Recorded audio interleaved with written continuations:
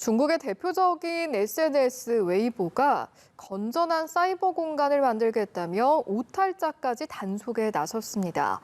검열을 피하기 위해 의도적으로 글자를 변형해서 사용하는 것을 잡아내겠다는 건데요.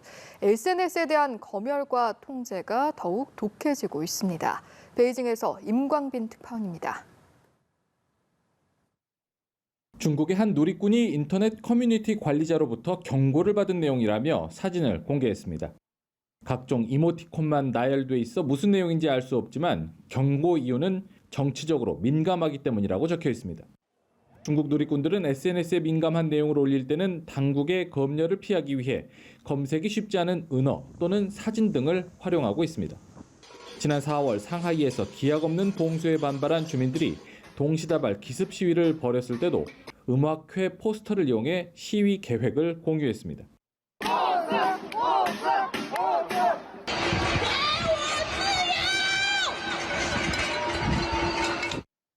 이런 가운데 중국 최대 SNS인 웨이보가 깨끗한 사이버 공간을 조성하기 위해서라며 앞으로 의도적으로 잘못된 글자를 사용한 글에 대해 집중 단속에 나서겠다고 밝혔습니다.